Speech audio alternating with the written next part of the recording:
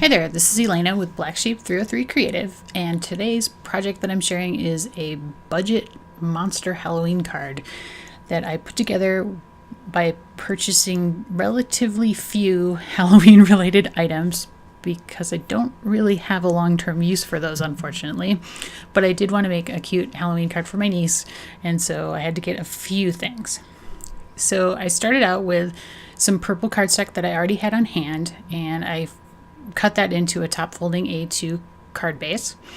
Then I did purchase this Halloween plaid paper at Hobby Lobby, and I cut that down into a 3 3/4 by 5-inch mat, I guess we'll call that. And then I also purchased this paper at Hobby Lobby called Halloween Polka Dot to use, and I cut it into a 1-inch strip to make sort of a background for my monster who's going to be the feature image, and so I did purchase that stamp as well, but he was only $2 and I can always use monsters again, right? And I stamped him in Memento Tuxedo black ink in preparation for coloring him with some Inktense pencils, and that is probably the most elaborate part of this card.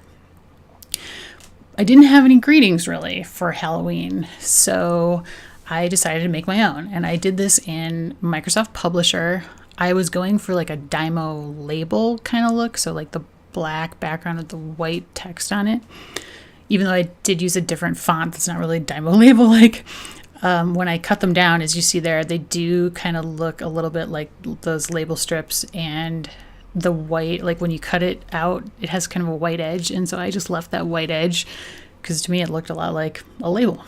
And then I cut that Happy Halloween greeting out with my circle dies and that backing purple die as well. So now let's get to the fun part, the coloring. So I used my Inktense pencils with some water and a water brush. Now the water brush doesn't actually have any water in it. I don't know why I always use it this way. I don't put water in it. I just dip it into water. Somehow that works better for me. So I really love these pencils. They are so amazing. I can't even explain. They're kind of like watercolor pencils in that they will react with water. They will blend with water. You can blend multiple colors together using water. You can smooth it out with water, but they're highly pigmented. Like it's actually ink in a pencil form. So I am barely touching that paper. Like I am just kind of lightly going over it to fill in the space that I want to fill in with that blue color. And now you'll see once I get the right amount of water on my brush how vibrant that color becomes as soon as you add water to it. And generally how I color with this is I will lay down sort of a base layer, like, just fill in the area, let that dry, and then add additional colors on top of it to create sort of layers of color. And the nice thing is that the additional colors will blend pretty well. And so it gives you like a blended look, but it also keeps sort of the qualities of a pencil. I'm not sure that really makes sense, but it doesn't look like a marker, although it's similar to how you would color with like Copics or Spectrum Noirs, at least the way I use it, because I start with like the lightest color and then I'll go to the darker color, etc., and blend them, but it still keeps that quality of like a pencil. And here I'm just filling in little areas that I couldn't blend perfectly with the water and what I had originally laid down, so I just went direct to the pencil with my water brush and just picked up a little bit of color and filled in those areas. For me, I don't keep these super sharp, so it's kind of more of a blunt point on it, so I can't color directly right into those tiny areas, and I usually rely on my brush for that for the most part. And here I'm laid down my base color of apple green for his body, and now I'm adding some yellow to his teeth because he's a monster, he's gonna have yellow teeth, gross. And then I gave him some yellow sneakers, and I added some purple for his irises, and now I'm gonna put in some scarlet pink for veins in his eyes because he's a kooky monster, he's gonna have some veins. And I do have all the colors listed on my blog post, and there is a link to that along with a complete supply list link in the description underneath the video. So here I'm adding in a second layer. So I'm adding in some violet on top of that blue, and the violet got a little bit too strong, so I went back with some and added in some more blue because I didn't want to lose the blue in that. But that's how easy it is. You just kind of blend them together, and it works so well. Like the colors just blend together super nicely. I keep using the word blend, but I don't know how else to describe it. And now I'm adding in sort of a darker shade of green and shadowing like under his eyeballs and behind his, like where his arms are behind his body and his legs and that kind of thing to add some dimension. And now I'm using ink black, which is the darkest black that they make, and I'm filling in his mouth. And even though it is pretty dark, it still dries lighter. It did dry to like kind of a light gray, so I do at least another couple, like 1 or 2 more layers of that black to get it as dark as I really wanted it. And here's the third green, which was iron green. And again, just adding depth into those shadowy areas. And it really makes him kind of come alive. Like he's not flat. He's much more dimensional once you add in sort of those multiple shades of a single color. It just looks really cool, and it gives him a lot of life or energy. And then here you can see I'm trying to add some chips to his teeth because he's a monster and he's eating candy all the time, so he's gonna have chipped teeth, right?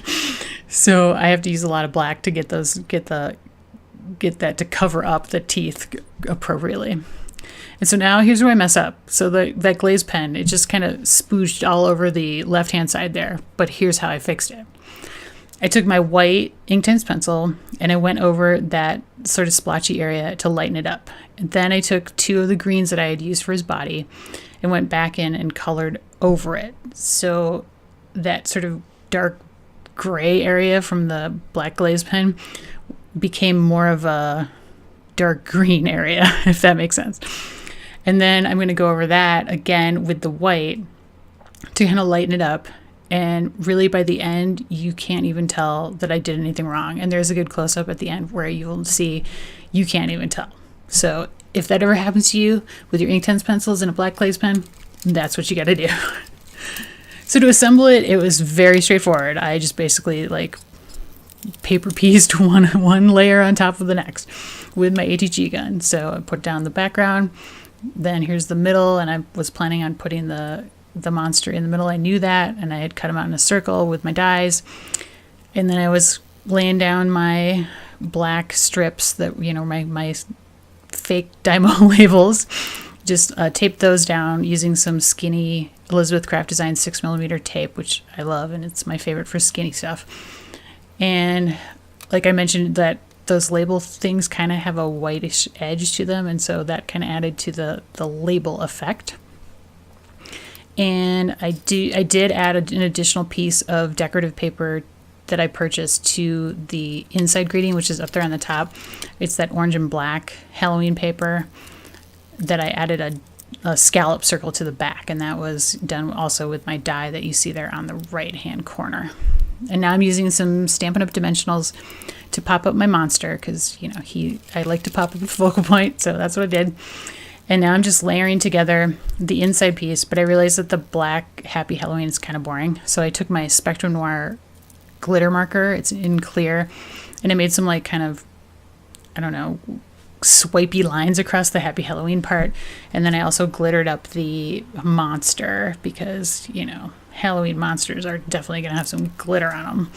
And so I laid that all down, and that Happy Halloween, it's hard to tell in the video and even in the photos, but it does create like a weird sort of glittery fog look on it. And so that was kind of fun. And that's the card for today. It was pretty cute, came together pretty fast, and other than the coloring, it was really pretty easy.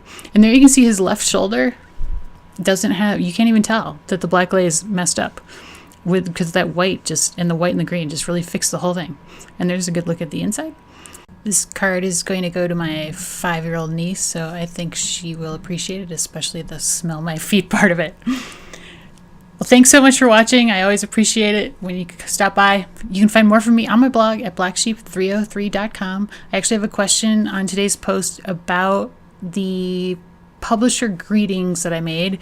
Would you be interested in seeing a video on how I did that? I don't know how techie people are, but I'd be happy to do one. So let me know. You can leave me a comment below or over on my blog.